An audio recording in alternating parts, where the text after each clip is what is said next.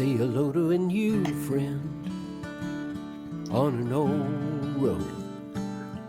Take a 2-lane trip of memory into mysteries unknown. Come along for the ride. Jim Hinckley's America. Jim Hinckley's America. Unknown caller. Good morning, Richard. Good morning, Jim. How you doing? You know, I am doing fine, sir. I'm sure glad. I am sure honored that you would join us today. This is really my an pleasure. honor. My pleasure. And I thank you for having me. I really do. Thank you. God. You know, you and I worked a tad bit when you were at a previous publication, but I've been a fan of your work for many, many years, and so this is really a treat. I've been following your exploits on Triumph restoration. Yeah. Ooh, torture. Yeah, that's a little bit of beat me, it feels good when you quit kind of thing. Yeah. You know, but that your attention to detail and professionalism with this restoration, it speaks volumes about what you bring to the table with all your projects. And this publication, Crankshaft, I got to tell you, this is impressive. Well, thank you. Thank you. It's a lot of work, but you know, I enjoy doing it. I know people love it. And I put my heart and soul into every issue. I really do. Well, that shows. I mean, it really, really shows. And I would have thought, since we're pretty close in age, that you might have considered slowing down a tad bit. You've been doing this since like the 80s. And, you know, you might have considered slowing down instead of taking on an even bigger project than a Triumph. I don't know. It's a little bit of stupidity, maybe. I don't know. But yeah, it is a lot of work, and I do get tired. I don't have the energy like I used to, but I just feel that the hobby needs a good quality, historic type publication like Crankshaft. So, you know, we could get out the information about the history of certain cars and forgotten makes and the kind of stuff you just can't find anywhere else. So I want to try to keep doing it as long as possible, and we'll see what happens. Well, I'm glad you did because, you know, first of all, publications, printed magazine, printed publications like this are increasingly a rarity. And I'm kind of an old-fashioned fellow. It seems unnatural to be sitting on the toilet with a Kindle. It just doesn't seem right. And the other part of this is we've got enough fluff in the world. Real good reporting, real writing, real photography, and historic photographs that bring these stories to life. This is important. It is. And like you said, fluff, so many magazines have been nothing but fluff because they cater to the advertisers to get the advertising dollars. And we don't have advertisers, so we don't have to cater to anyone. We just cater to the readers and provide them with good, factual, historic information. So it's getting tougher to do. We just got hit with another increase, 9.5% in postage. So, you know, each day it's getting harder and harder to keep a print media like Crankshaft alive because it's just so difficult, and I don't have any backing behind me. So it's getting harder and harder, but we're going to try to see how long we can hold on. Well, you've got a good team together. A lot of these names, you know, we recognize and have worked with in the past, and people might know, like Jim Donnelly. He's another, and Milton Stern, been around a bit. But this latest issue, number 9, just shows the diversity that you're going through here. Detailed articles on 1944 Volkswagens, 1949 Playboy, Keeping Cars Original, 21 Marmon, and cars I've never remotely heard of, 67 Gilbern, Cars of the Vatican, I don't think you can find a more diverse publication than this. No, and the readers have contacted me by sending, emails and even phone calls and letters, and they're saying that Crankshaft issue number 9 was an absolute grand slam. They loved it. You talk about the KDF Volkswagen, a pre-production prototype from 1944 during the war years, and we devoted 16 pages to that story. And what the owner went through during his 22 years restoring it was just absolutely mind-blowing. So we devoted 16 pages to that story. And then you mentioned the Playboy. That story and that car is owned by the grandson of the founder of Playboy. So he provided us with all this historical photographs of his family and his grandfather. And, we provided, I think it was like 12 or 14 pages to tell that story. But the Vatican story was my favorite. I was in Rome last summer and I photographed a bunch of those cars. And I went there on purpose to do that story. And, we matched all those historic photos with the kings and queens and presidents and ambassadors with the cars that are still owned today by the NB collection in Rome. And that was really enjoyable to do. I mean, we had about 600 photographs to select from, and that took a week alone to narrow it down to the 20 or so photos that we used. And to get information and do the research on each photograph and to match it with the car that is now in the collection it was a lot of work, but everyone really loved it. Because when have you ever seen a story on cars owned by the Vatican? I mean, it's never been done before. So that's the kind of stuff we like doing in Crankshaft. I got a little Vatican story that you might find a little dark humor. The short version, I was speaking at the second European Route 66 festival in Zlin, Czechia. And they had a display of motorcycles from the Vatican in a big tent, old Harley Davidson, some Indians, some other bikes. And the way they were positioned next to it was in the next booth in the same tent was a display from Hell's Angels of Germany. And they had a cutout, life-size cutout of the Pope with the Vatican motorcycles. But if you stood at the side to take a picture, all you could see was the Pope and the Hell's Angels of Germany logo. It was presented a kind of an odd picture. That's pretty funny.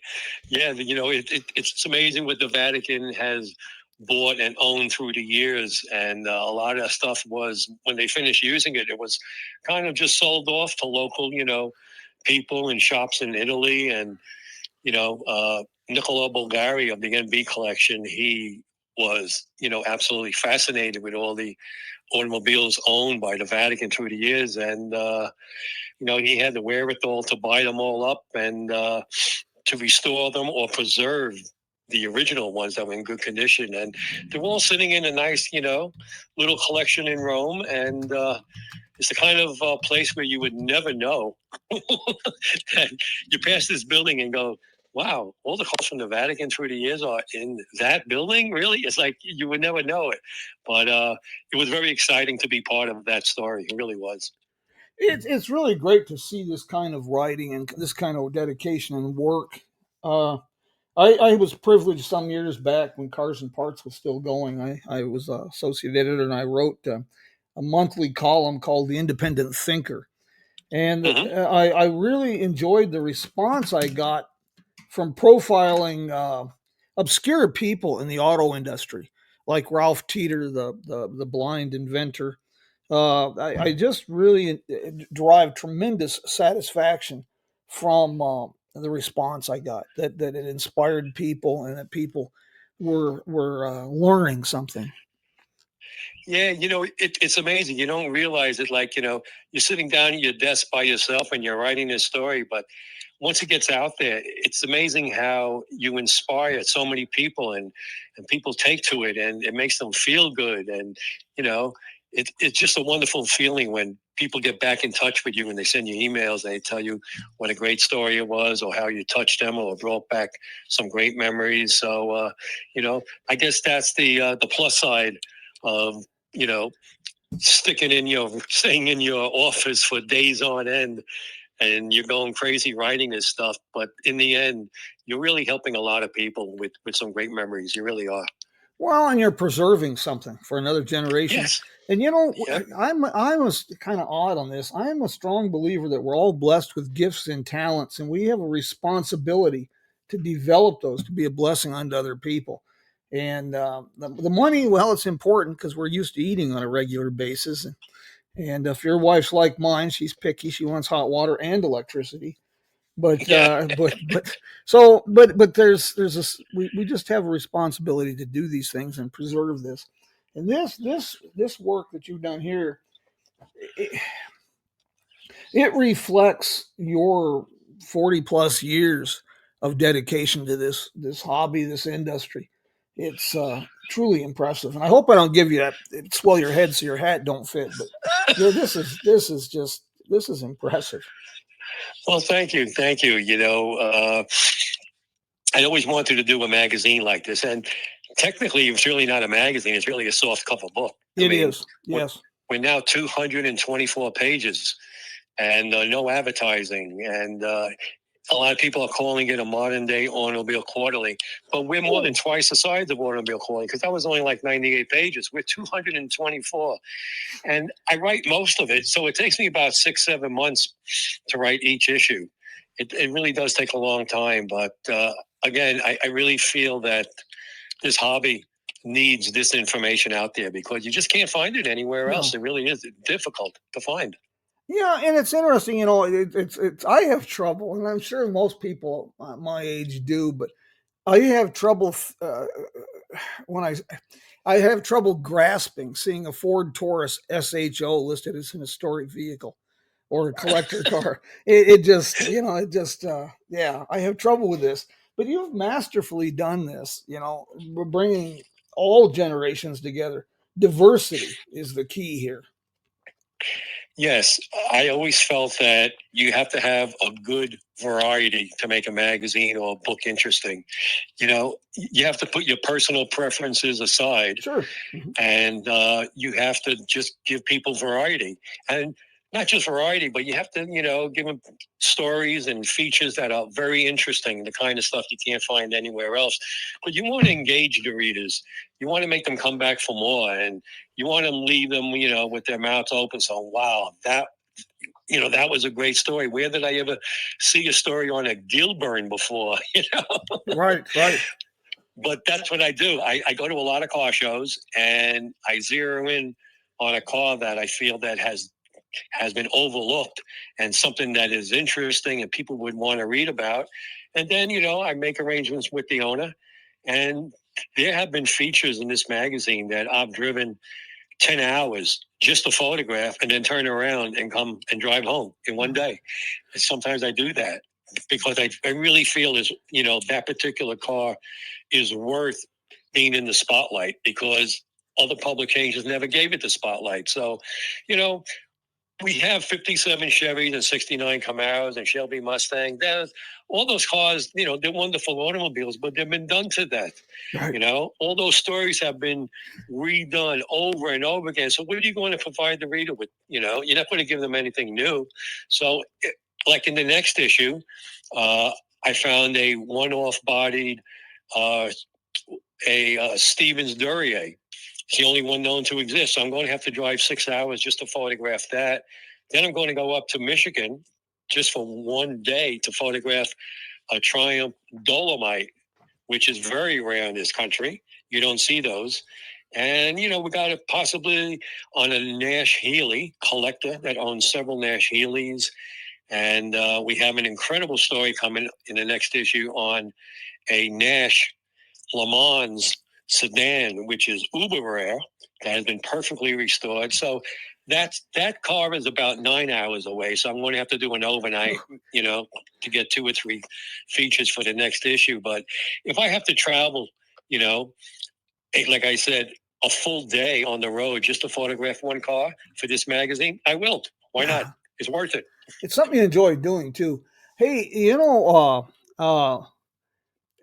well, we could help on your trip to Michigan there. I was up in, it's a long story I won't get too deep into, but My family is Jackson, Michigan. And the reason I got into this whole writing and auto history thing, my family had zero interest in history.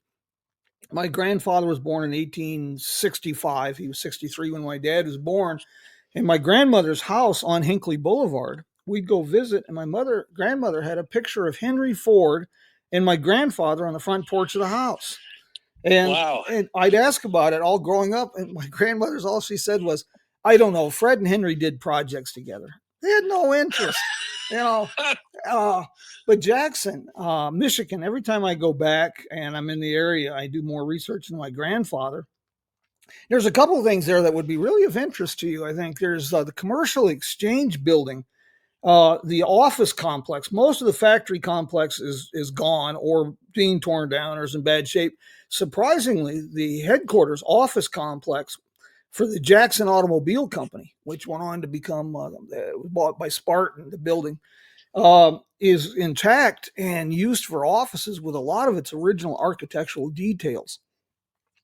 And just outside of Jackson, an elderly gentleman, Lloyd Ganton, in Spring Arbor, Michigan, has made it his lifelong passion to collect anything manufactured in Jackson.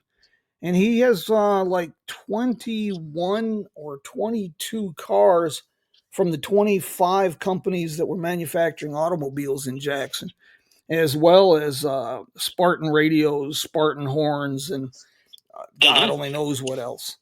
But he's got quite a fascinating collection there.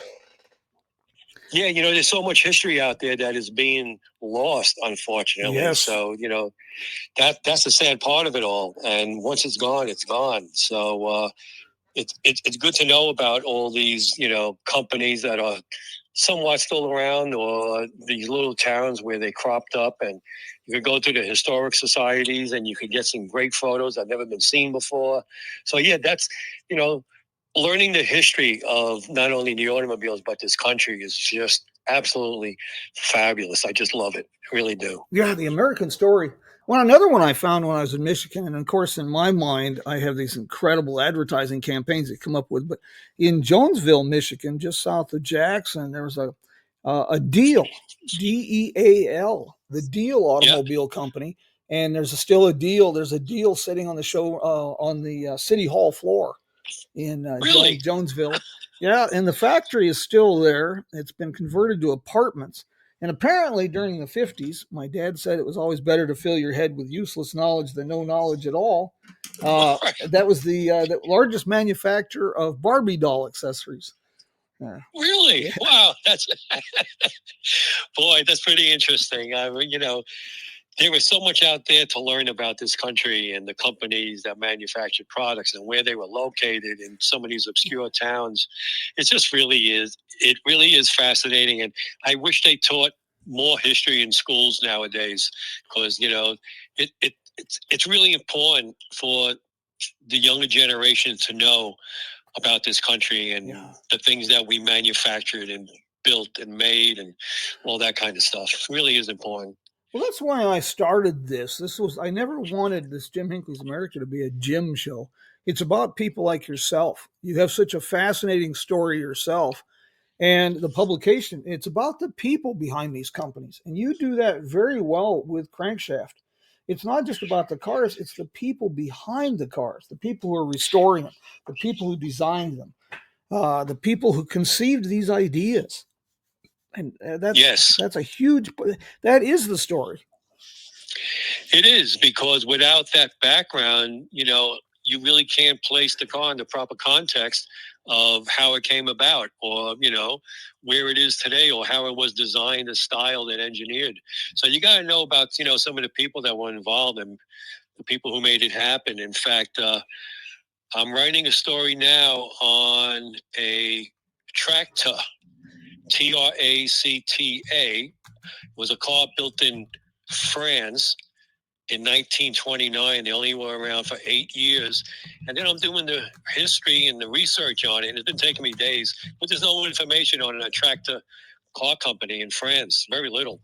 And, you see stuff on Wikipedia, and I'm looking and I'm reading it, and I'm going, this is all wrong. Because, on Wikipedia it said, oh, yeah, the company was founded by Andre Citron. Well, no, Citroën founded the Citroën car company. He didn't find this guy. So, we do our proper research, but to go back and to find out how this company started and who was behind it, and believe it or not, there's only 2 of these cars in the country. And the guy who created this car was the one who designed and engineered the constant velocity joint, which is in every single front-wheel drive car since then. And now it's like, wow, all from this little, car company that was around for only 8 years in France. So it really is fascinating to learn the history of all this stuff and the people that were involved. It's so important, like you said, to get the background of the people in the story. Yeah, it's the inspiration. Some years back, I did a real short little book on the Checker Cab Manufacturing Company. And that was, of course, that was kind of pre-internet era, which was a blessing and a curse. And it was so, I wish I could rewrite the book. I've learned so much since then. But it was such an obscure, weird, bizarre company. And Morris Markin, the guy behind it, it was, it was just such a strange thing. And the innovation this company came up with to stay alive, the weird cars that they come up with. Yeah. I know exactly what you mean. Yep. Yeah. They were fascinating automobiles, Checkers. They really were. They came up with a 4-wheel drive, 4-wheel steering Jeep prototype working with American Bantam. They came up with 4-wheel drive, 4-wheel steering Jeep prototype. A couple other things they were doing that was kind of interesting. I remember as a kid when we used to go into Manhattan and hailing a checker cab and how much room. I was always fascinated being in the back of a checker cab because there was so much leg room, and they had these little tiny seats that popped up that those kids would sit on. Yeah. So those were great memories riding in Checkers, and they were built like Sherman tanks. Truly amazing. Well, that takes us to another situation here. If anybody's listening, Richard now resides in the great state of Tennessee, but your accent belies the fact that you're not from Mississippi. No. The other day I went to a drive shaft place here in Knoxville, Tennessee. And because like I said, I'm restoring my Triumph TR3 and I want the drive shaft to be perfectly balanced. And I walked in, I'm talking to the guy, and he looks up and he goes, "Where the hell are you from?" So the accent just doesn't leave me. That Brooklyn accent just doesn't leave me. But living in the great state of Tennessee, it's absolutely wonderful down here. I absolutely love it. I spent a lot of time down that way. My mom's family was from Chattanooga. And when I was a kid, my folks had farms down in Monteagle, Tennessee, North Alabama. I spent a lot of summers down there above Scottsboro. Beautiful country. Nice area. Yeah. It is really nice. And, low taxes, which I love. I've been out here in the Arizona, New Mexico so long. I'm one of the dry roasted nuts. I couldn't imagine living much anyplace else now, but I have fond memories of that country. Yeah, that's great. That's great. I've got a car for you that for future reference that you might find interest in a story. I've been working with the folks with the Historic Electric Vehicle Foundation. They've had hits and miss, but now they're starting to make some real progress establishing an EV museum.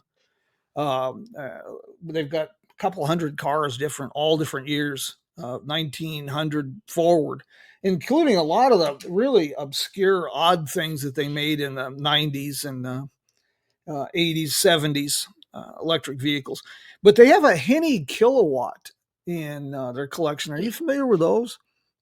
No, not at all. I've never even heard of that till now. No clue. And it just so happens, not only do they have one, and I never heard of it, saw it, they did a cross promotion with Peterson Museum, and they loaned their car for a while to the Peterson in L.A. The Henny's pretty rare, but when I was speaking in Illinois at a conference, I ran across a fellow who runs a museum in Bloomington Normal, where the cars were manufactured. He has the entire corporate archives with all of the original factory photos, press kits. It's a bizarre car. The short version, these were made around 59, 60. Jessica May is with us this morning from the Historic Electric Vehicle Foundation. Maybe she could help me on this, but they used a Renault Dauphine body, and the drivetrain was by General Electric, and it's almost comedic. It was like a car that was designed to make sure that people hated electric vehicles and that it had a price tag to ensure it never sold. It took That's like funny. 24 hours to charge it. It had a range of like 75 miles at 30 miles an hour, and it cost about the same as a Cadillac.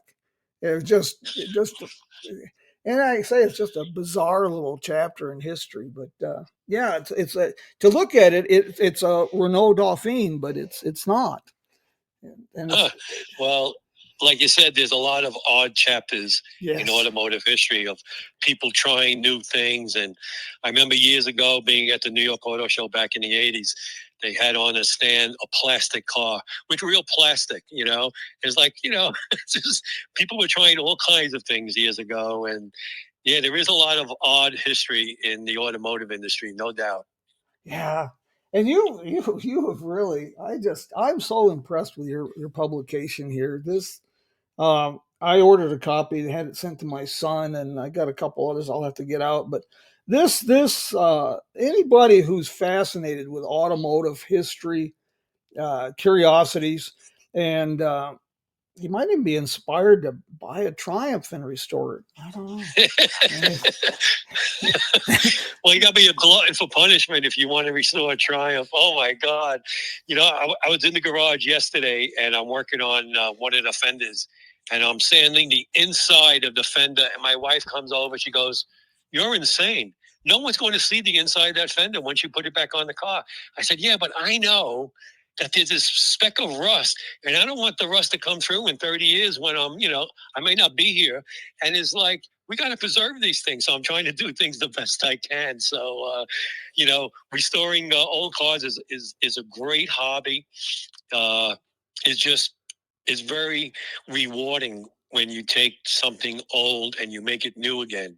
And I just find that an absolutely joyful hobby to do. It's relaxing, it's therapeutic, and like I said, it's rewarding. You stand back and you look at the stuff that you've done and you go, wow, that fender looks fantastic. And it's only a fender, but, you know, it was bashed to hell. I mean, it was like a total mess. But then you work it with a hammer and dolly and you bring it back to life and you bring back the original shape. And, you know, it's just a lot of fun. It's a great pastime. It really is. If you're looking for a good hobby, restoring old cars is it. I should clarify that rewarding statement. It's rewarding in a therapeutic sense, but not financial. It's no, no, not at all.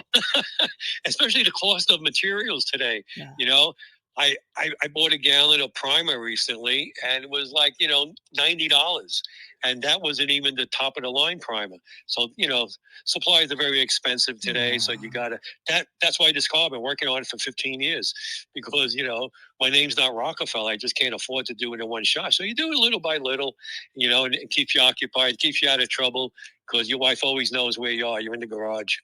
You're not hanging out at some bar. Yeah. Well, see, but you know, there's a bright side to this. That kind of obsessiveness that you have on that fender, that is reflected and manifested in your passion for this publication. And that shows. It really shows, Richard. Well, thank you. Thank you. You know, the magazine is laid out by, I have two designers, because I don't do that kind of graphics online. I wish I knew. It would save me a lot of money. So I have these two designers, and I drive them absolutely crazy. You know, it's like I tell them, okay, you got to adjust this caption here because, you know, it's too long. We got to make it the perfect width of the photograph. And they go, you know, well, what's the difference? I said, no, it's aesthetically. It has to look perfect. And then we got to adjust this photo a half inch up, and we got to crop it here.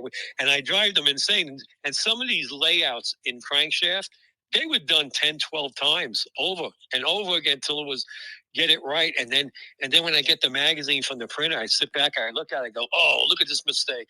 Oh, we could have moved that photo over an eighth of an inch. So I really do try to make it as perfect as I can. And, there's really no truth to the word perfect. Nothing is perfect, but I really do strive to make it as best aesthetically and accurately and grammatically correct as we could do it. And it takes a lot of time. That's why it takes us about 7-8 months in between issues. Like I said, it's a labor of love. It really is. Margaret, I hope you're listening to this. Margaret is with the Ransom E. Olds Museum in East Lansing, and we've had some conversations about frustrations. She's ghostwriting a book for a fellow that's, sounds like he could be your brother. He's really obsessing over how the layout, how everything looks, and I hope she takes some pointers from this. One of the things that intrigues me, and I don't know if I'm seeing a little trend, a blip, if you will. It's fascinated me for years and saddened me that pre-war cars, people just they either street rod them or they trailer them. They don't seem to be comfortable driving them distances. But Model A and T people, God, they just drive them everywhere. But I'm seeing an uptick in young people, 35 and under, with a fascination for Model A's and T's. Yes, that's true. And several years ago, I was at Hershey, the big swap meet, and I'm talking to this group of young guys who were working for, I think, one of the auction companies.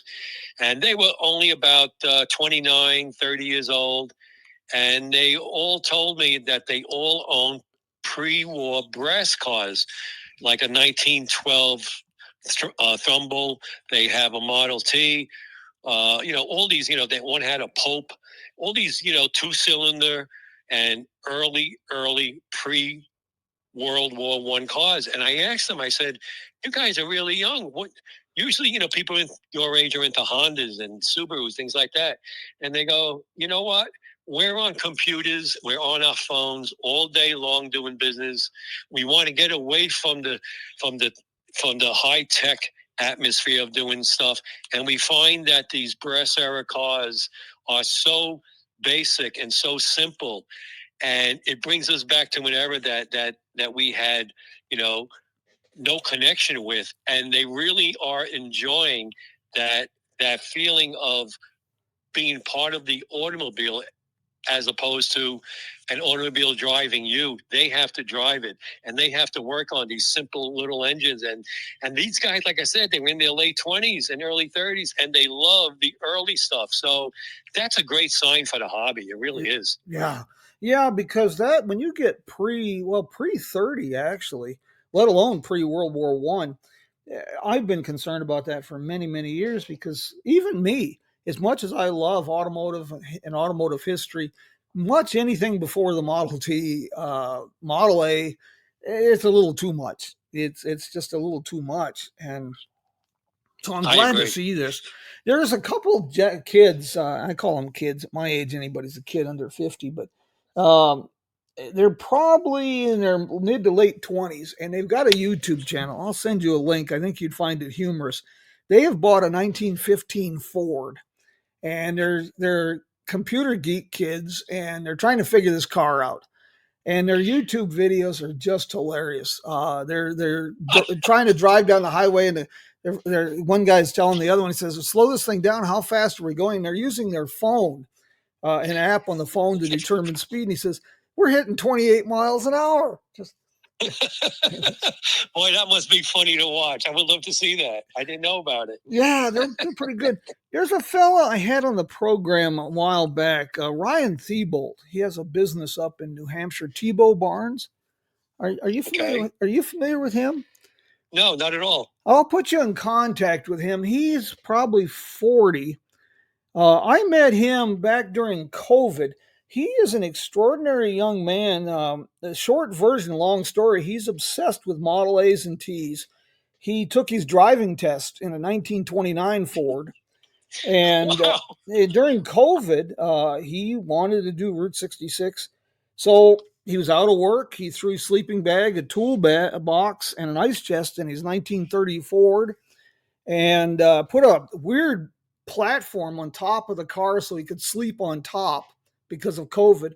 And he drove to Chicago, did Route 66, went up the coast, came back through Mount Rushmore, something like an 8,100-mile trip in 3 weeks in a Model A. Wow. And since then, he's quit his job entirely, and all he does is buy, sell, trade, build, fix, and repair Model A's and Model T's. And now he's got himself a 23, I think it is, Stanley, and he's learning how that works. And he's got videos of taking it on trips into Maine and different places, driving around in his Stanley steamer. But he's just an extraordinary young man, and he just eats, sleeps, drinks these cars. He just snowmobile races on the lakes, the Model T snowmobiles, and yeah. That's a big thing up in New England when I lived there. Model T racing and ice racing on lakes with old cars is a big thing. It's a lot of fun to watch. But yeah, he sounds like an interesting guy. I mean, it's so nice to hear about the younger generations, getting interested in old cars. And, I take our grandson to car shows when he's around, just to show him, some of these cars and to get them interested. And it's something we should all do because we need to keep them going. We really do. Well, I think it's very important. The tech stuff is very important. It's you don't have to like it, but if we've learned one thing from automotive history, whether we like it or not, things change, and we have to adapt. It doesn't mean we have to like it, and it's never to plagiarize some classic literature. It's the best of times. It's the worst of times. And, right. And to understand these vehicles, like electric vehicles, working with the Electric Vehicle Museum, a lot of people don't realize the prevalence of electric vehicles before World War One, the infancy of the auto industry. Yeah, I mean, the Detroit Electric, that was, the number one most popular car back in this era, in the early, part of that century. And electric cars outsold gas-powered cars back then. A lot of people don't know that. But, yeah, there's a lot of history regarding, electric automobiles and, steam-powered cars and all that kind of stuff. But, yeah, the more research you do and the more digging you do and the more reading you do, you realize how little you really know because there's just so much information out there. That's that. I tell people all the time, the more I learn, the more I realize how little I know. Yes, that's so true. That's so true. And I have a fairly large library, automotive library, probably well over 1,000 books and literature and probably, several thousand magazines going way back. And the more you read, it's just say, wow, I didn't know that. And you're right. The more you read, the more you realize how little you know. Every year when I do a book signing over at Auto Books, Aero Books on Magnolia Boulevard in Burbank, great store. Been there since 53. They just moved up the street. I always find something to bring home. I picked up a book, 1903. It's on the cover. It's a little pocket book, leather bound book. And on the cover is this crazed anarchist with cross eyes, hair sticking out of his hat. And it's Dr. Dyke's Diseases of the Gasoline Engine and How to Cure Them. I had to have it. You have to. Yeah, there's a lot of crazy stuff that was published years ago, and I'm talking back in the teens and 20s, and it's just so fascinating to look at some of these books and to read what was said and written about. And that's all part of the automotive history. I know 2 issues ago we featured a Pullman, which a lot of people think was, the Pullman car company for railroad cars, and it wasn't. It was a Pullman company in York, Pennsylvania, and I couldn't find any information. Then I did a search on Amazon, and I saw someone selling this handbook on Pullman automobiles from 1920, and it cost me like $30, and I bought the book right away, and I used that for the information for Crankshaft because it was coming from the source of the car company. So sometimes you got to spend your money and get some of these obscure books for your library, because that's the only way you're going to get the right information. You can't trust the internet. No, that's what Abraham Lincoln said. We can't trust the internet. I was over at when I was over in California last time. I went to the Peterson Museum. Speaking of electric cars and odd cars, they've got one down in their vault that's pretty intriguing. It's a Woods dual power. I don't know if you've ever heard of this strange creature. Woods built electric buses, taxi cabs, cars back starting around 1899. But this Woods dual power, I believe, is a 15 or 16. It's basically a gasoline electric hybrid. Wow. Yeah, it's. I think they said it's the only one in existence. It's a intriguing bit of technology. Huh. That is a fascinating museum, the Peterson Museum, and I've been there several times, but I never got to go into the basement where they store stuff. But bringing up museums, there's so many fascinating museums around the country. Last year, I went to the Lane Museum in Nashville, Tennessee, and they have all these oddball small cars. And they took me into the basement. There was hundreds of stuff that I never even heard about. One of 3, one of 6, and these oddball little cars. So, as you travel the country, it's so important to visit museums. Yeah. Because there's so much history in them. In fact, the AACA is having their Grand National meet in Dayton, Ohio, later on this month, and it's going to be held at the Air Force Museum. And that is a great museum. That is like my favorite museum in the country, to see all the old aircrafts and the engines and all that stuff at the Air Force Museum in Dayton. And if you're nearby, it's one of those museums I tell people you gotta go, because there's just so much aviation history there that is tied into the history of this country. Mm-hmm. So museums are very important. There's a museum kind of obscure, and I'm worried about its survival. The last time I was there, let's see, Pioneer Village, Mendon, Nebraska, down on Highway 6. I was really disappointed. I hadn't been there in years, and they've really let things go. For example, they had a fully restored steam-powered carousel that you could ride for a nickel. And they've let it go now. The gazebo's in bad shape. The horses are coming apart. But Harold Warp started this museum in the 40s and 50s by putting out the word to use car lots in the area. That when you take in a 1905 Buick or 1912 trade-in car or whatever, you're not going to sell it. Call me. I'll come get it. And he started this museum the museum is basically used cars from the 40s and 50s. Cords, early Buicks, Cadillacs, anything you can imagine. But he got crazier and crazier with this thing. He's got the evolution of kitchens. each display, he's got a big display, a wall of spark plugs, all these different early spark plugs, aircraft engines, 100 years of outboard motors, all these odd, strange things he's collected. I'm worried that the future of the museum, from the looks of it, that they're not doing it. But if you find yourself in Nebraska, that's one I can highly recommend. Huh. That's good. That's good to know. I mean, there's a lot of obscure museums like that, like you said, and hopefully, maybe eventually the town will take it over and turn it into a tourist attraction, because you can't disperse that stuff. You got to keep it together, and because again, you got to reflect back on the history of this country and all the products we made to learn how we got where we are today. And it's great that we had guys like that who saved all those things, including all the kitchen memorabilia and stuff, because it's part of our history. Yeah. And that's what Crankshaft is all about. It's the history of the automobile and the people who make it, and that's why we're just trying to keep this thing going. Like I say, I'll when I post this today, and then I'll do a blog post later, and I will make sure there's links and information so people can order this. If you've got anybody in your family that's just remotely interested in automobiles, or you're worried about them because they have other bad habits and you want to encourage them to restore triumph, this would be a good start for them.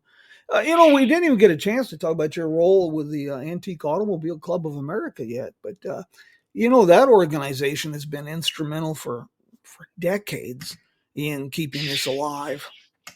Yeah, they've been around for what, 60 something years now. Yeah. 60 plus years, and it's the largest car club in the world. They have, somewhere around 50,000 members throughout the world, and their host event is, Hershey in October, the big swap meet. And when you go there, you see people from speaking languages from all over the world. That's how, important the AACA is, and the Hershey meet, where you find all these rare parts that you need to keep your cars going. But it's a wonderful club, and to learn more about it, aaca.org. And you join the club and you get a bi-monthly magazine and, all these other benefits. And it's just a great club to be part of. It really is. And it's the kind of car club where they don't focus on, or they don't include hot rods or street rods or customs. It's authentic, correct automobiles that have not been modified. And we need more of that, because too many great cars have been ruined by hot rodders. And personally, I love hot rods. I really do. I think they're wonderful. But, is this a shame when you see a Graham shark nose chopped and cut up into a hot rod? Is like, that's a beautiful automobile. Why'd you do that? But that's what the AACA focuses on: original, authentic automobiles. I admire a good street rod. If you take a carcass, I admire the handiwork that goes into it, but I have no interest. To me, the closest we can ever get to time travel is getting on a road like US 6 or Route 66 in a bone stock car. That's as close to time travel as we're going to get. You mentioned a Graham shark nose being cut up. My cringeworthy car here in the Kingman area, a gentleman has a Hupmobile Skylark. Oh yeah, sure. The ones where they use the cord body dies. And they use the Cord 810 body dies. Yes. Yeah, it was a complete original car, but it was a basket case, and now it's a complete street rod in Pepto-Bismol pink. Ooh. That's awful. Yeah, it's a perfect color because it turns your stomach. But that's just my personal preference. But something you said a little earlier, you said, to take this rusty Hulk, and a lot of street rods wouldn't be in existence today if we had to rely on restorers, because sometimes cars are so far gone they can't be restored. Yeah. But a hot rodder looks at it and goes, if I add this, if I adjust that, if I modify this, I could turn it into a automobile that actually looks pretty decent. So for that, I give them credit for doing that. But to take rare cars, it shouldn't be done. Yeah, and Model A's have been really. I've seen so many beautiful Model A's, in the last 10 years that have been, thank you, Denny. Denny Gibson, he's a writer and fellow road trip enthusiast and a few other things. He just told me, he said the latest issue of American Road magazine has an in-depth article on Harold Warp's Pioneer Village in Minden, Nebraska. And they mentioned that the carousel is being currently restored by a group of volunteers. Oh, that's excellent news, Denny. Thank you. Wow. Excellent. Wow. Yeah. This Harold Warp Village, folks, is incredible. It started out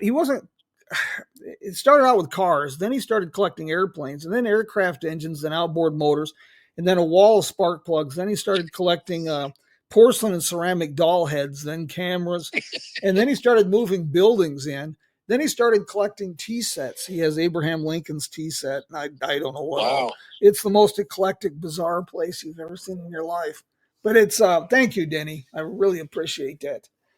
Richard, I'll let you. I want to thank you. I know you got a busy schedule, and I really appreciate you taking time today. And if people are interested, the website is very easy. It's crankshaftmagazine.com. Can't get much easier than that. And but I really appreciate you taking your time, not just to visit with us this morning, but when a lot of people are thinking, what am I going to do in my retirement age? Maybe go fishing in Florida. You're thinking about restoring a Triumph and creating a beautiful publication. And God bless, I'm appreciative.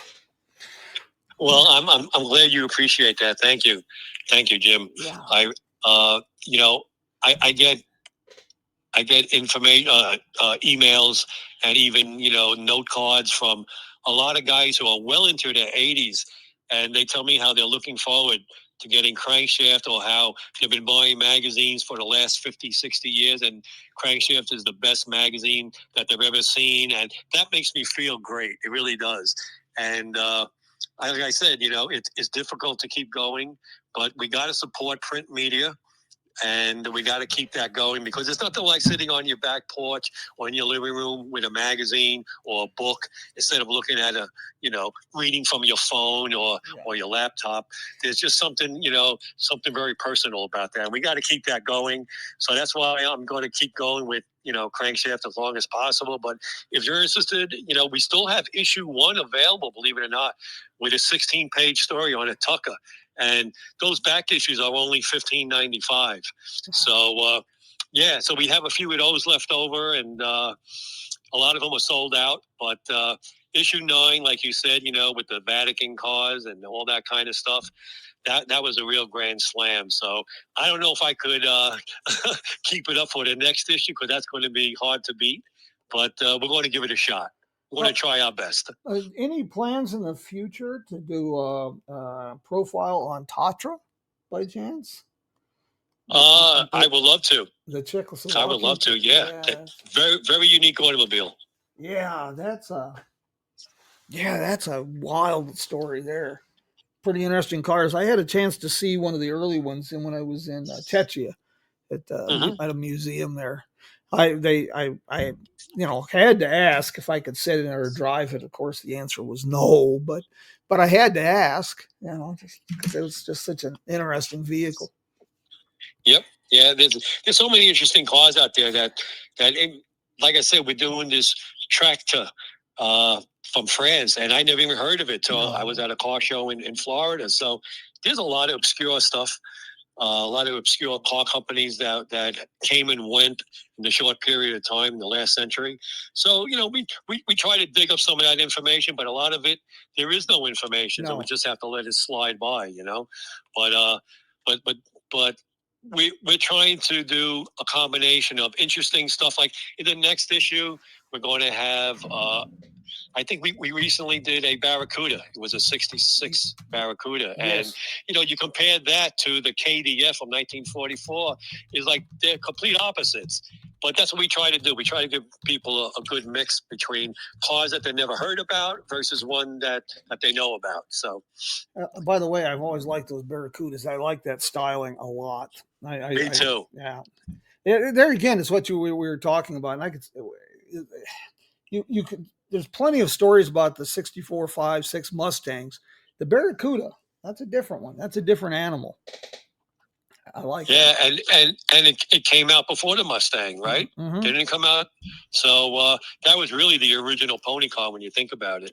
But in the next issue, we're also going to have, like I said, we're going to have a story on this Nash Healey, but this Nash Le Mans, which is uber rare, that's going to blow people away, because you just don't see, stories. In fact, I don't think I've ever seen one featured in a magazine before. So that's what we're working on right now. So we'll see what happens. I'm a sucker for this obscure, odd, interesting, because it's like you said about the CV joint there. It's a lot of these companies that you've never heard of. The things we use and do today came from these obscure inventors, these strange companies. And God, it's just great. This is really great. Yeah. I mean, it wasn't the big three that came out with the important stuff. It was these obscure companies and the independent car companies that were creating, disc brakes and all kinds of oddball stuff, like you see a modern car today, like a Subaru or, a late model Mustang, and they have a strut tower brace, And then I found out when I was at a convention for Nash a few years ago, and the 1941 Nash from the factory had a strut tower brace. And, leave it to little old Nash to do something like that. So, Yeah, it's amazing the stuff that they created and designed, and people think that, oh, that's on, this is all new.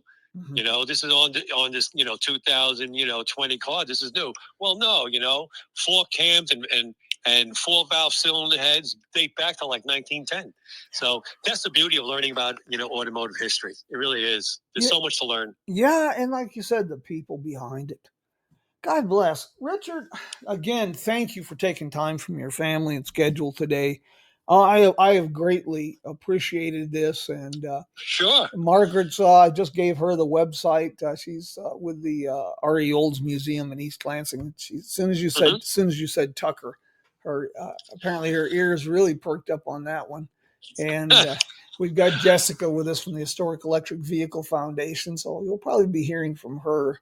That's an interesting group of folks there, and they're working diligently now. They're starting to pick up speed on this EV museum, which I'm kind of excited to see happen. Well, yeah, if you could send me some information on that, because I just started a website called The World of Classic Cars, and we're looking for stories and stuff. So maybe we could do something with that.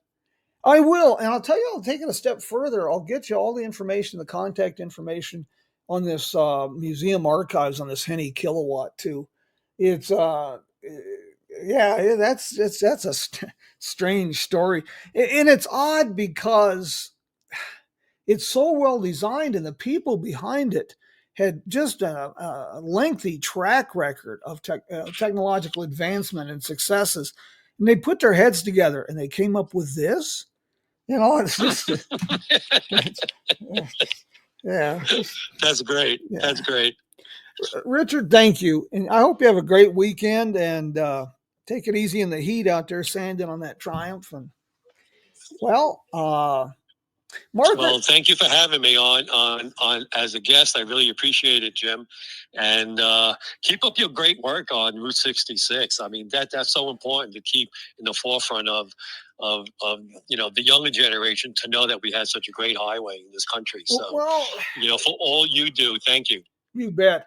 I'm not too myopic. Route 66 is front and center for a lot of reasons, but I'm just obsessed with the American story in general. Margaret says that John Tucker, Preston's grandson, is her very good friend. Oh, yeah. When we did the story on the Tucker in issue 1 of Crankshaft, we contacted Preston Tucker's grandson and his great-grandsons to get direct information and not take anything off the internet. So those are great guys. And, it's always fascinating to talk to them about their grandfather and the Tucker and how it came about. So, just so many great stories out there. There really is. Jessica says it'll be quite the triumph when your car is completed. Tell her thank you. I hope I get it done while I still pushing the clutch.